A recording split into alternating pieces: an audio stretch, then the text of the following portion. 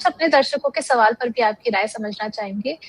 Vedanta current price पर bye कर सकते हैं सर? डिमर्जर की जो खबर आई है, आपसे ये भी समझना, आपने कहा सर आप फंडामेंटल नहीं चेक करते हैं, लेकिन जिस तरीके से आप एक्सप्लेन करते हैं हर बारीकी को, मैं इस बात से बिल्कुल एग्री नहीं करती कि आपके फंडामेंटल्स जो है वो आपका फोटे नहीं है।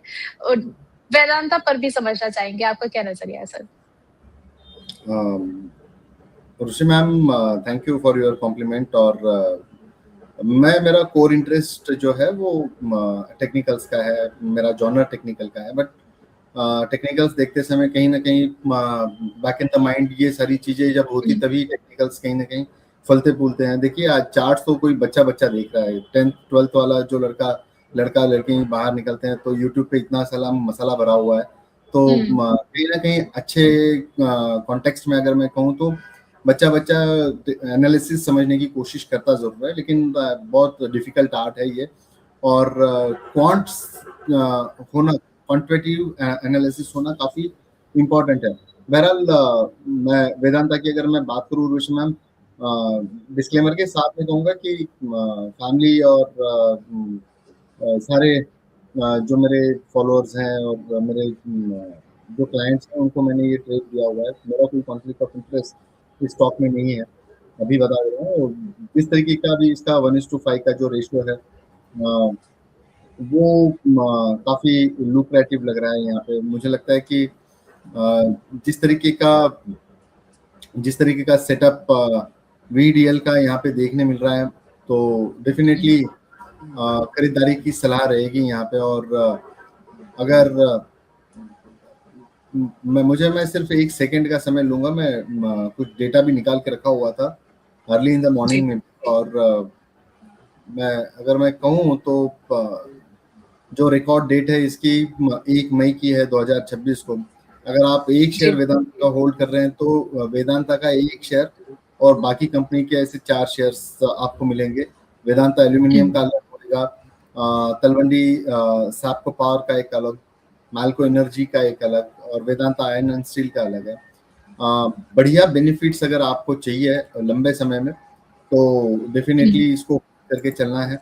ये आज ऊपरी लेवल से गिरा है और बेवजह गिरा है, ये मैं साफ कर दूं यहाँ पे। मेरे को कोई लॉजिक समझ में नहीं आता है कि ये गिरा क्यों है।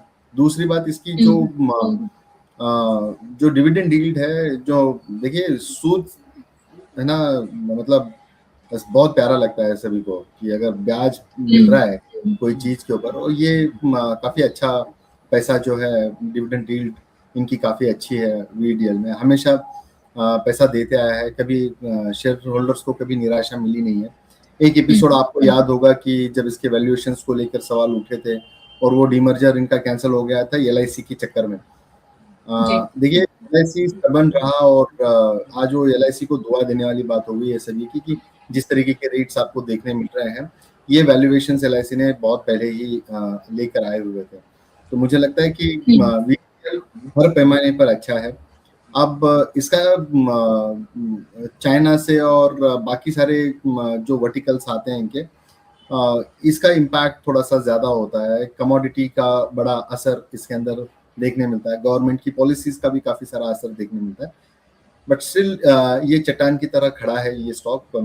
अगर मेटल सेक्टर के अंदर कोई टॉप के अगर 2-3 स्टॉक्स अगर मैं कहूँ तो VDL ये टॉप में रहना चाहिए। तो डेफिनेटली पोर्टफोलियो वाला स्टॉक है, इसमें पोर्टफोलियो में होना चाहिए।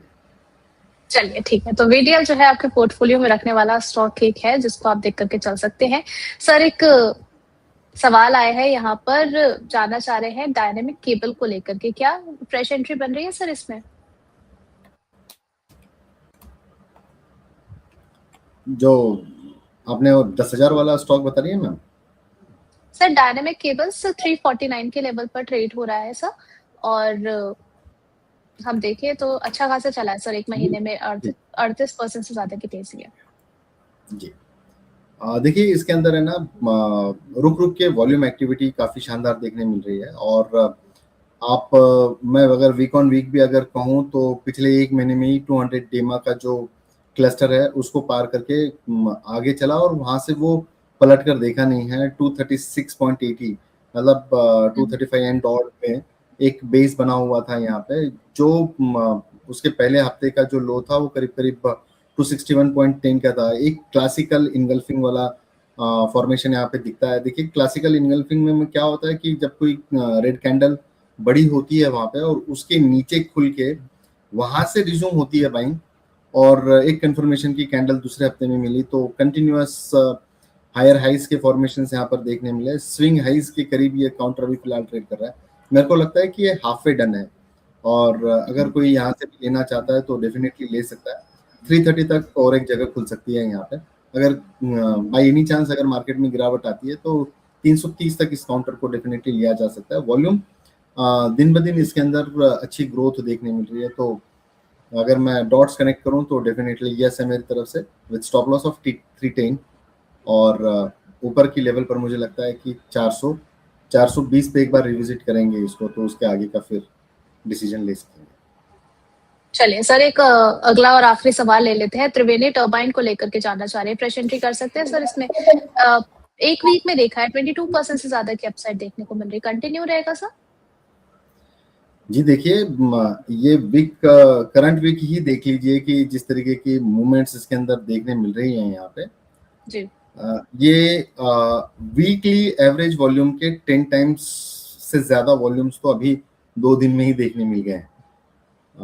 ये काफी इंटरेस्टिंग चीज है, और बहुत ही शानदार जो है बाउंस यहाँ पे देखने मिला। 555 के ऊपर एक बहुत ही स्ट्रॉन्ग ब्रेकआउट विजिबल हुआ, और उसके आगे ये काउंटर जो है ये कंटिन्यू अपने जो गेंस हैं वो होल्ड रखने में कामयाब हुआ है। होल्ड करने की सलाह रहेगी यहाँ पे, और कोई भी गिरावट अगर मार्केट में परसिस्ट होती है तो बेहतरीन क्वालिटी वाला स्टॉक है, तो सिर्फ बाजार गिर रहा है तो साथ में कंकर पीसे जाएंगे तो वो वाला मामला हो सकता है यहाँ पे। बट डेफिनेटली रेजिलियंस जो स्टॉक में आएगा सबसे बढ़िया वाला, वो इस तरीके की स्टॉक्स में, इस तरीके की सेटअप्स में देखने मिल रहा है। तो डेफिनेटली मेरी तरफ से थम्स अप है, बाय करने की सलाह रहेगी। 530 तक अगर ये काउंटर आता है, जो कि बहुत कम चांसेस है, 510 रुपए के स्टॉप लॉस के साथ में इसको होल्ड करें। ऊपरी लेवल पर मुझे लगता है कि 620 660 के टारगेट्स बहुत आसानी से देखने मिल सकते हैं। चलिए ठीक है। अब यहाँ पर पंकज सर, लास्ट टाइम आपके साथ कनेक्ट हुए थे तो आपके पास थोड़ी सी समय की कमी थी, तो लास्ट की बातचीत ही रह गई थी, डिस्क्लेमर भी रह गया था, सब चीजें छूट गई थी। तो ज्यादा समय ना गवाते अब यहाँ पर पोलिंग रिजल्ट को भी एक बार देख लेते हैं। सवाल था,